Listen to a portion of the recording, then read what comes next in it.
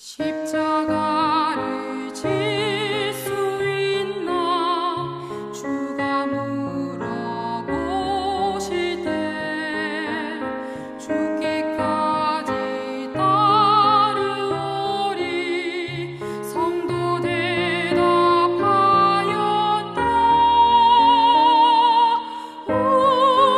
우리의 심령 주의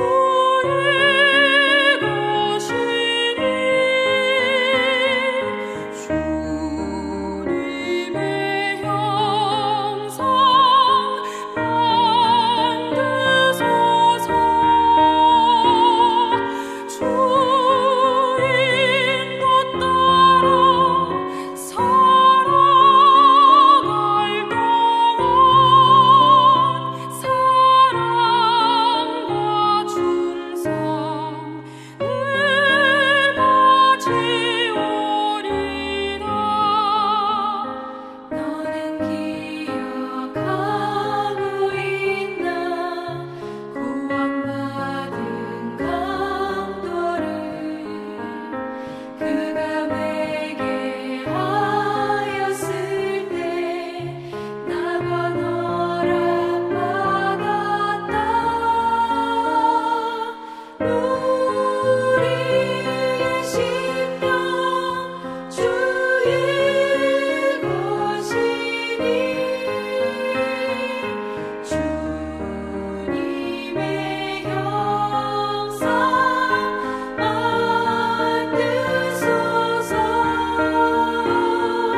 주 인도 따라 살아갈 동안 사랑과 충성 늘 바치오리다. 걱정 근심 어두운 그늘 너를 둘러 덮을 때 주께 내 영 맡기겠나 최후 승리 믿으며 우리의 심령 주의 것이니 주님의 형상 만드소서. 주 인도 따라 살아갈 동안 사랑과 충성 늘 바치오리다. 이런 일 다 할 수 있나 주가 물어보실 때 용감한 자 바울처럼 선뜻 대답하리라.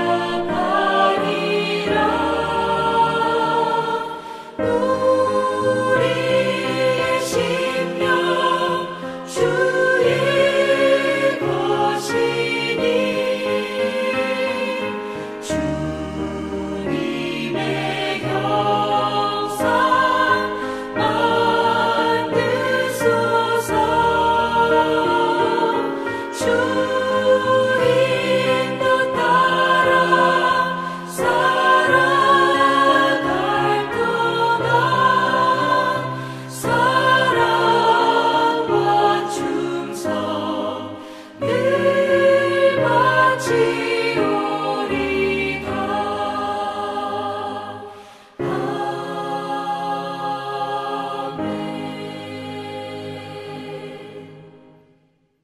하나님 오늘 우리에게 주시는 생명의 말씀 이사야 53장 4절로 6절 말씀입니다. 그는 실로 우리의 질고를 지고 우리의 슬픔을 당하였거늘 우리는 생각하기를 그는 징벌을 받아 하나님께 맞으며 고난을 당한다 하였노라. 그가 찔림은 우리의 허물 때문이요 그가 상함은 우리의 죄악 때문이라. 그가 징계를 받음으로 우리는 평화를 누리고 그가 채찍에 맞음으로 우리는 나음을 받았도다. 우리는 다 양 같아서 그릇 행하여 각기 제 길로 갔거늘 여호와께서는 우리 모두의 죄악을 그에게 담당시키셨도다. 아멘. 오늘도 이른 새벽 미명 주님 품에 나온 여러분 모두를 주님의 이름으로 축복하고 환영합니다. 오늘 이 넷째 날 고난주간 넷째 날 새벽 하나님 우리에게 주시는 생명의 말씀, 영적인 주제는 모든 것이 우리 때문입니다. 한번 따라해 보세요. 모든 것이 우리 때문입니다. 이 고난주간을 보내면서 여러분들이 이 고백이 여러분 가운데 있기를 간절히 바랍니다.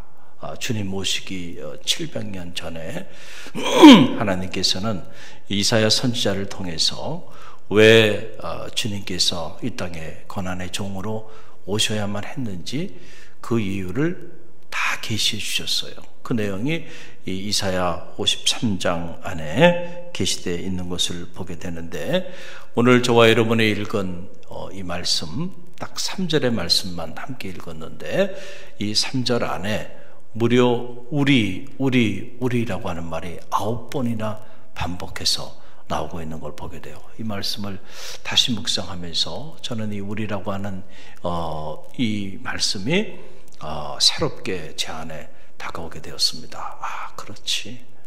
우리 때문이었지.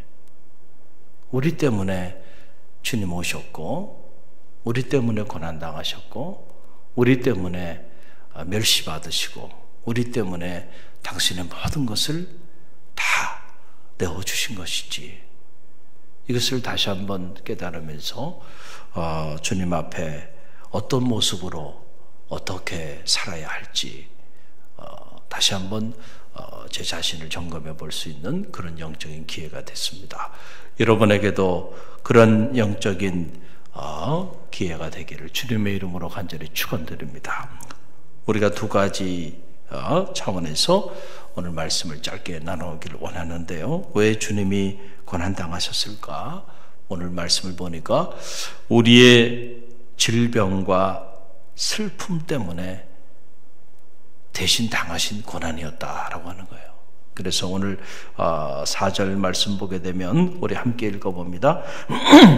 그는 실로 우리의 질고를 지고 우리의 슬픔을 당하였거늘 우리는 생각하기를 그는 징벌을 받아 하나님에게 맞으며 고난을 당한다 하였노라 그랬어요. 우리의 질고, 이 질고라고 하는 말, 우리의 연약함과 질병을 말하는 거죠. 그러니까 우리가 연약하다고 하는 거, 얼마나 연약한 존재인가, 그 연약함을 주님께서 강하게 해주시기 위해서, 우리의 질병을 치유해 주시기 위해서, 우리 안에 끊임없이 일어나는 마음의 슬픔을 기쁨으로 변화시켜 주시기 위해서 주님이 대신 연약한 자가 됐고, 대신 병든 자가 됐고, 대신 감당할 수 없는 슬픔을 주님께서 대신 짊어지셨다라고 하는 그런 사실이에요. 우리는 스스로 생각하기는, 아니 우리가 뭐가 연약하다는 얘기인가? 우리 스스로 생각하기를 우리는 그렇게 연약한 존재라고 생각하지 않아요. 요즘 코로나19 사태로 인해서 어려움을 겪어보니까 이제야 깨닫는 거예요. 여러분, 이런 사태가 일어나기 전에는요, 얼마나 교만했나요? 연약해요. 자기의 강함을 자랑하고요. 나라는 나라대로, 사람은 사람대로, 심지어 교회는 교회대로, 성도는 성도대로 자기의 연약함을 알지 못해요. 그러니까 주님이 내 연약함 때문에 오셨다고 하는 게 느껴지지 않는, 나는 연약한 사람이 아니니까. 눈에 보이지도 않는 바이러스 하나 때문에 전 인류가 무너져 내리고 있잖아요. 사실은 이렇게 연약한 존재가 인간이다라고 하는 사실이에요. 여러분, 누구나 아는 세 가지, 그게 뭡니까? 하나는 인간은 모두 죽는다라고 하는 거예요. 누구나 알고 있죠. 그러나 누구나 인정하지 않고 살죠. 둘째, 죽을 때 아무것도 가져가지 않는다. 우리 다 알고 있어요. 그러나 역시 이것도 인정하지 않아요. 그래서 죽는 순간까지 그 욕심을 버리지 못하고 살아가는 그런 어리석은 존재가 인간이죠. 또 셋째는 죽는데 순서가 없다는 거예요. 그리고 누가 죽어요? 내가 죽는다는 거예요. 내가 죽는다. 그런데 누구나 모르는 세 가지 비밀도 있습니다. 그게 뭡니까? 첫째는 언제 죽는지 모른다는 거예요. 또 하나는 어떻게 죽는지 모른다는 거예요. 또 하나는 어디서 죽는지 모른다는 거예요. 이거는 또 몰라요. 아무리 과학이 발달하고 아무리 문화와 문명이 발달했다 할지라도요, 이 삼지, 삼불지라고 하는 이 사실 변함이 없죠. 그만큼 인간은 연약한 존재예요. 그런데 이런 연약한 인생을 강하게 해주시기 위해서 주님이 친히 십자가에 달리시고 고난을 당하셨다요. 은혜입니까? 은혜가 아닙니까? 그러니까 여러분, 이 십자가의 은혜를 붙잡아야 될까요? 아니면 붙잡지 말아야 될까요? 십자가가 부담스러운 거고, 그래서 교회마다 십자가를 떼기 시작했어요. 십자가 없는 교회들 많습니다. 여러분, 상징이라고 하는 게 왜 있나요? 우리의 이성과 언어와 문자의 단계 안에서 설명할 수 없는 것들을 상징을 통해서 표현하는 거거든요.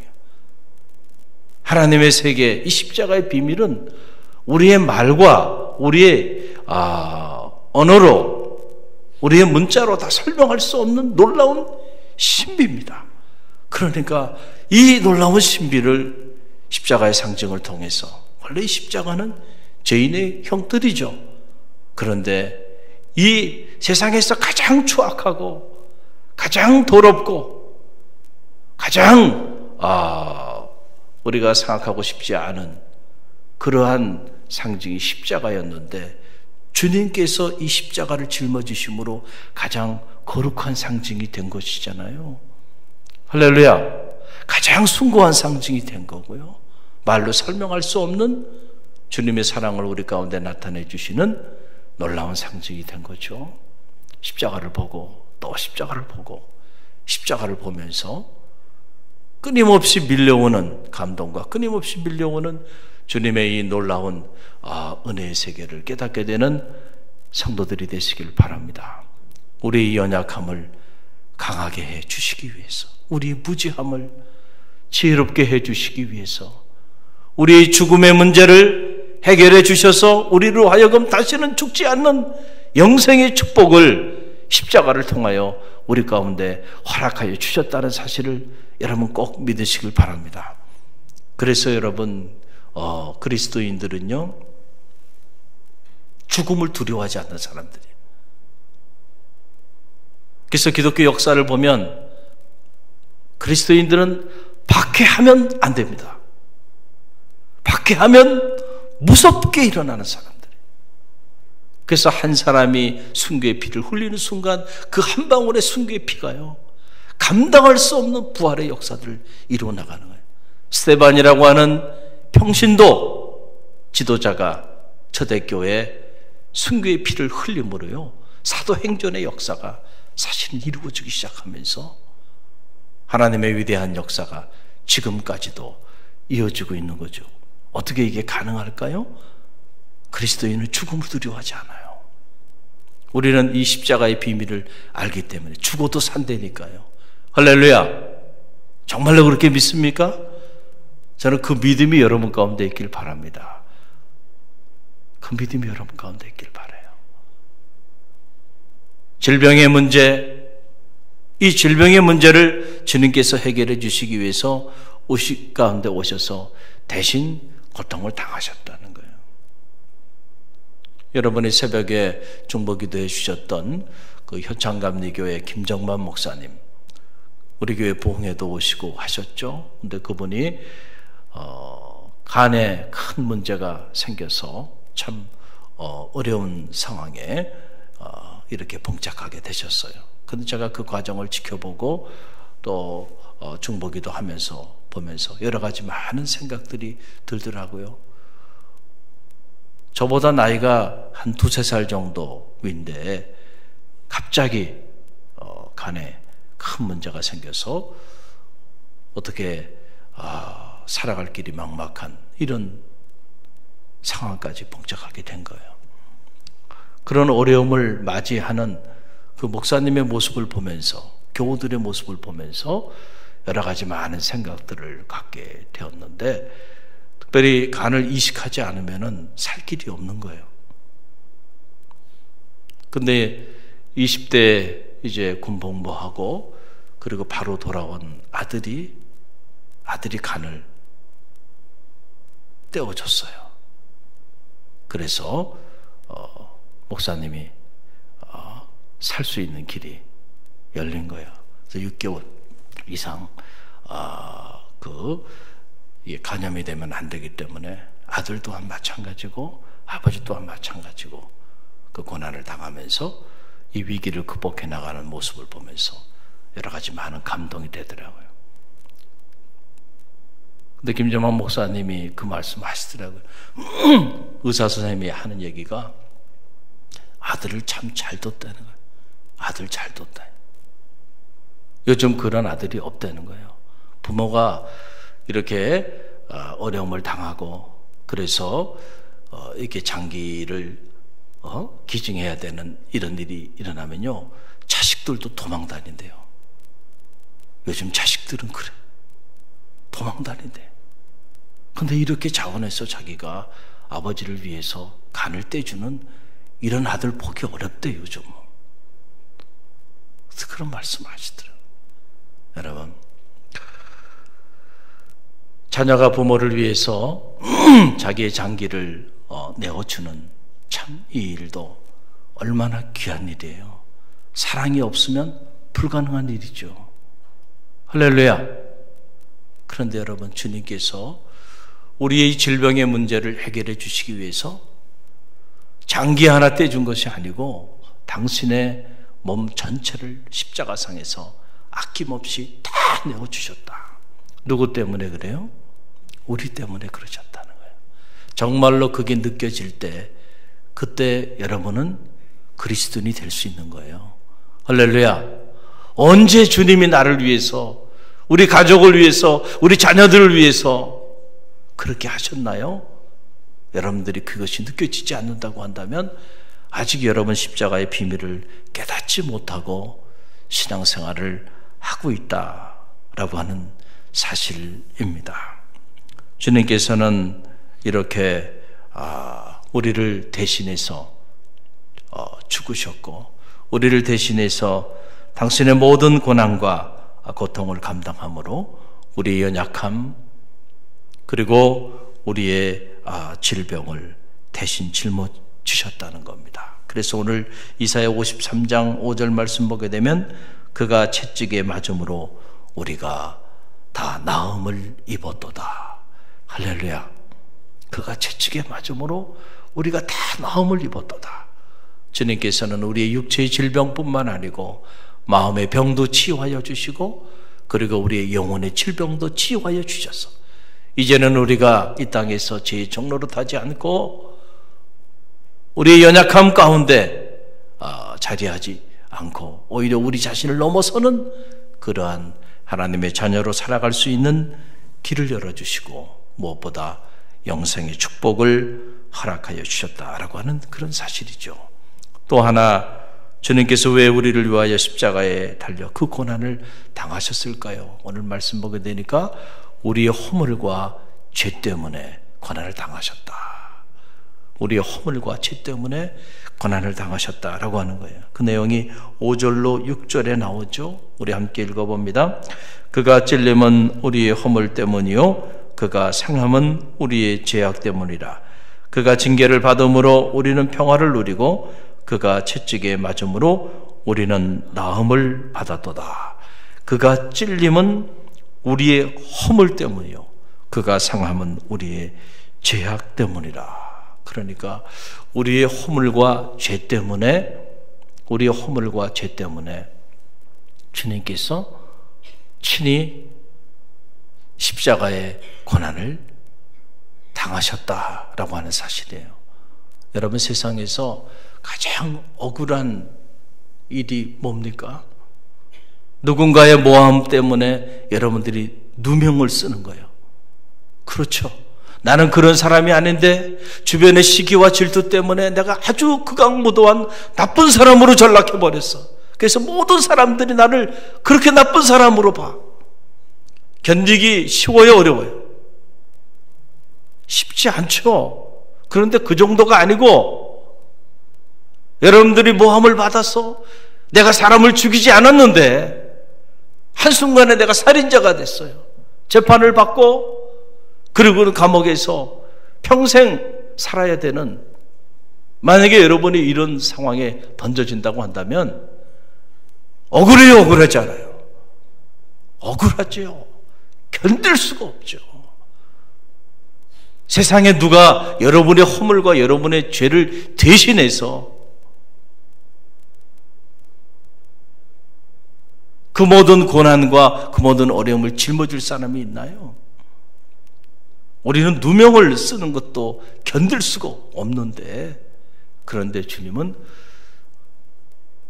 스스로 우리의 죄와 우리의 허물을 뒤집어 쓰시고 그 고난의 길을 걸어가셔서 그분 스스로 감당할 수 없는 죄인이 됐다라고 하는 사실이죠. 그러니 주님의 고통이 얼마나 컸을까라고 하는 것을 우리는 상상해 볼 수가 있어요. 여러분, 미국의 어느 목사님이 교회 부임을 하셨어요. 그래서 첫날 말씀을 다 전하셨는데 교인들이 너무 은혜를 받은 거예요. 그래가지고 교인들이 목사님을 너무 잘 모셨다고 너무너무 기뻐했어요. 그 다음 주가 됐어요. 목사님이 말씀을 전하는데 지난주에 전했던 말씀하고 똑같은 말씀을 전하시는 거예요. 이상하네. 목사님이 왜 똑같은 말씀을 전하실까? 의아해했어요. 그 다음 주가 됐어요. 또 똑같은 말씀을 전하는 거예요. 교인들이 웅성웅성거리기 시작합니다. 또 그 다음 주가 됐어요. 또 똑같은 말씀을 전해. 한 달이 돼도 두 달이 돼도 똑같은 말씀을 전해요. 어떤 일이 일어났을까요? 여러분 같으면은 제가 한 두 달을 똑같은 말씀을 매주 전하면 여러분은 어떻게 반응할까요?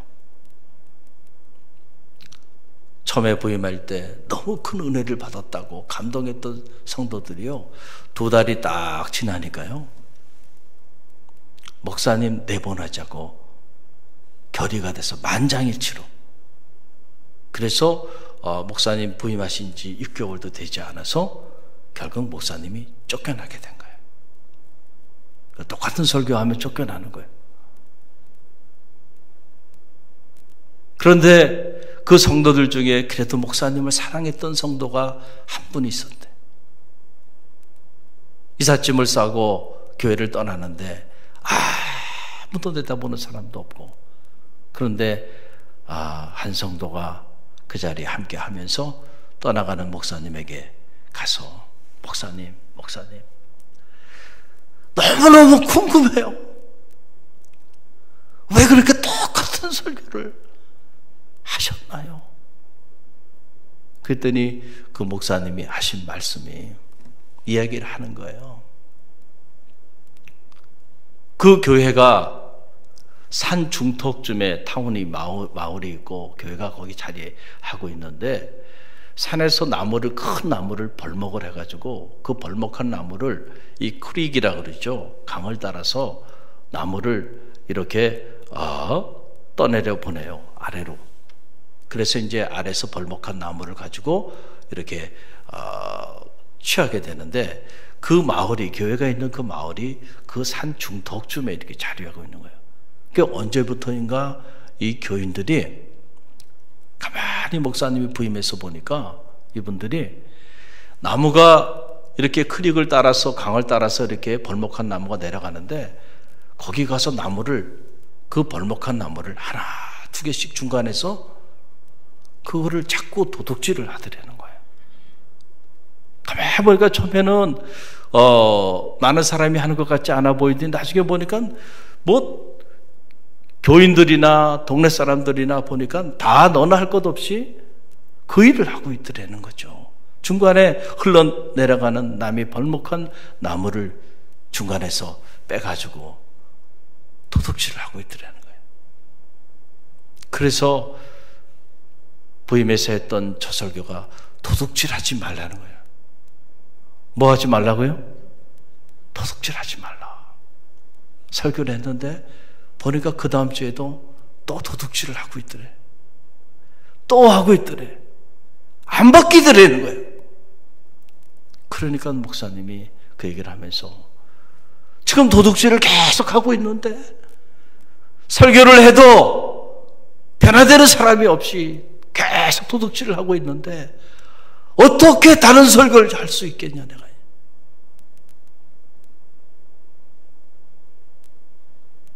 여러분, 우리가 그런 사람들이라니까요. 우리가 그런 사람. 아무리 많은 말씀을 들으면 뭐 하겠어요? 그 말씀을 듣고 내 삶이 안 바뀌면 아무 소용이 없는 거잖아요. 얼마나 안타까우셨으면 그렇게 똑같은 설교를 2개월 이상 하셔서 결국 부임한 지 6개월도 안 돼서 그렇게 쫓겨나게 되었을까? 우리는 생각해요. 목사님, 우리가 무슨 죄인입니까? 자꾸 그런 얘기 안 하면 좋겠어요. 우리가 무슨 허물이 있나요? 내가 신앙생활을 얼마나 했고 그 남보다 도덕적이고 윤리적이고 나는 다 다른 사람입니다. 바리새인들이 그랬어요. 나는 철저하게 헌금생활도 잘하고 예배생활도 잘하고 내가 얼마나 바르고 의로운 사람인데요. 저 세리 같지 않습니다. 바로 그런 생각이 바르지 않은 거예요. 그런 생각이 바로 주님 앞에서는 죄악된 모습이죠. 그 교만한 모습, 자기 의에 사로잡혀 있는 바로 그 모습이 주님을 십자가에 못 박은 거고 그 사람들이 결국 주님을 십자가상으로 내어준 거죠. 허물이 없는 사람이 어디 있어요? 저도 마찬가지고 여러분도 마찬가지고 우리는 감당할 수 없는 너무 많은 허물을 가지고 살아가고요. 너무 많은 죄를 짓고 살아가요. 끊임없이 감당할 수 없는 수많은 죄를 짓고 살아가는 죄인일 수밖에 없어요. 그런데 이 허물의 문제, 이 죄의 문제를 근본적으로 해결할 수 있는 길을 열어주시기 위해서 주님께서 친히 십자가에 달려서 죄인이 되셨고 가장 허물이 많은 그런 모습으로 십자가상에서 고난을 당하셨다라고 하는 사실, 그 사실이 여러분 마음속에 깨달아지고 그 비밀이 여러분의 삶의 자리 속에서 느껴질 때 그때 여러분은 십자가를 자랑하게 될 겁니다. 할렐루야. 그 이전에는요, 누구든지 나를 따라오려거든 자기를 부인하고 자기 십자가를 지고 나를 쫓을지니라 라고 말씀할 때 큰 부담으로 다가올 거예요. 그러나 그 비밀을 깨닫는 순간부터 우리는 십자가를 사랑하게 되고 그리고 십자가를 자랑하는 그런 삶의 자리로 나가게 되는 거예요. 사도 바울이 이 비밀을 아는 겁니다. 다메섹 도상에서 주님을 만났을 때 사실은 다른 게 변화된 게 아니고요, 오해했습니다. 오해했어. 오늘 말씀에도 보게 되니까 주님은 우리 허물과 죄를 위해서 그분이 고난당하셨는데 우리는 생각하기를 그가 하나님에게 징벌을 받아서 채찍에 맞았다 생각했고 그래서 우리는 각기 제 길로 가버렸다. 그러니까 우리는 계속해서 오해하는 거예요. 그의 죄 때문에 채찍에 맞았지, 그의 허물 때문에 하나님에게 고난을 당하고 있는 것이지 우리 때문이 아니다라고 생각하는 거죠. 큰 오해죠. 사도 바울이 주님을 만난 다음에는 다른 게 풀린 게 아니고요, 이 오해가 풀린 겁니다. 그래서 사도 바울이 그때부터는 나는 부득불내가 자랑할진대 십자가 외에는 나는 결코 그 무엇도 자랑하지 아니하리라. 그리고 사도 바울이 가장 자랑했던 것 중에 하나는 예수의 흔적을 지니며 사는 자기 삶을 자랑했던 것, 우리는 말씀을 통해서 알게 됩니다. 갈라디아서 6장 17절 말씀 보게 되면 이후로는 누구든지 나를 괴롭게 하지 말라. 내가 내 몸에 예수의 흔적을 지니고 있노라. 할렐루야. 십자가의 비밀을 알았을 때 내 몸에 내가 예수의 흔적을 지니고 있노라. 스티그마. 여러분이 여러분의 삶에 믿음의 길을 걸어가면서 예수의 흔적을 지니고 있는 그런 성도입니까? 여러분 자신을 점검해보는 지혜가 있기를 원합니다. 사도 바울은 40에 감암매를 5번 맞았고 3번 태장과 1번의 돌을 맞음을 당했고 3번의 파선을 당하였고, 그리고 강의 위험과 강도와 동족과 이방인과 시내와 강야와 바다의 위험을 겪고, 줄이고 춥고 목마르고 배고프고 잠을 자지 못했고, 결국 감옥에 투옥돼서 그 수많은 고난과 고통을 다 짊어지었습니다. 예수의 흔적이죠. 십자가의 비밀을 깨닫는 순간 나도 나의 삶의 자리 속에서 작은 십자가를 지고 주님의 고난에 동참하면서 내 삶의 자리 속에서 예수의 흔적을 지닌 그런 주님의 제자로 변화되어 나아간 것이죠. 사랑하는 성도 여러분, 여러분에게 예수의 흔적이 있습니까? 이 고난주간을 맞이하면서 우리 자신을 점검해보는 그런 지혜가 있기를 바랍니다. 우리는 믿음의 길을 걸어가고 있는데 과연 어떻게 믿음의 길을 걸어가고 있는지, 정말 진짜 주님의 제자인지 그렇지 않은지 우리 자신을 들여다보는 그런 새벽이 되기를 주님의 이름으로 간절히 축원드립니다.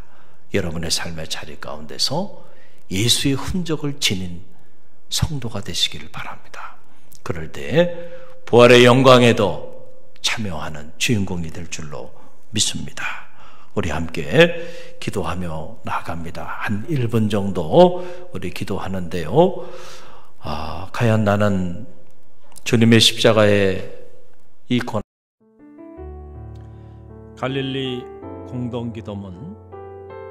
주님, 우리의 죄와 허물을 참회합니다.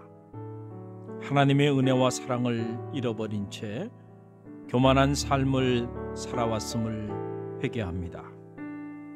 우리의 교만함을 낮추시고 회복의 은혜를 덧입혀 주옵소서.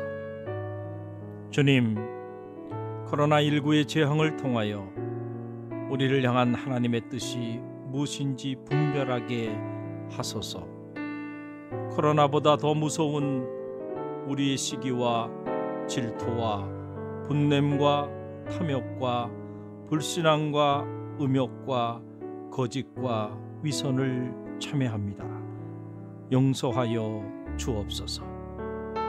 주님, 우리를 긍휼히 여기셔서 이 땅의 치료와 회복의 은혜를 허락하여 주옵소서. 코로나19 바이러스를 통해 고통받는 환자들과 치료를 위해 불철주야 헌신하는 의료진들과 수많은 봉사자들에게 십자가의 보혈과 부활의 능력을 허락하여 주옵소서. 주님, 이 땅의 교회와 성도들이 다시금 첫사랑과 첫믿음을 회복하게 하여 주옵소서. 무너진 기도의 제단이 세워지게 하시고 성도들의 가슴마다 복음의 불꽃이 타오르게 하옵소서. 주님, 이 땅의 교회와 성도들이 하루속히 신학적 무지와 영적 무관심으로부터 벗어나게 하옵소서. 에스라에게 주셨던 학자의 영을 부어주셔서 영적 분별력을 가지고 수많은 영혼을 미혹해 하는 사이비 이단으로부터 벗어나게 하옵소서. 주님, 주님 피 흘리신 고난의 사순절만이라도 주님의 십자가 앞에 가장 낮은 자로 서게 하옵시고 미움과 시기와 질투와 탐욕과 욕망의 옷을 찢고 참 사랑의 새 옷을 갈아입게 하소서. 주님, 무너진 가정과 직장과 사업체를 회복시켜 주옵소서. 하루속히 신명기의 축복이 회복되게 하옵소서.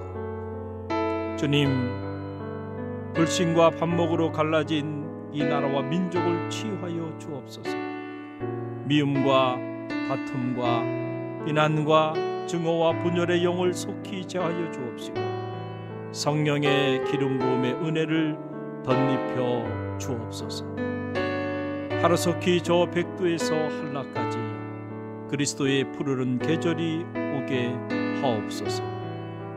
주님, 갈릴리 교회의 꿈이 주님의 꿈이 되게 하옵소서.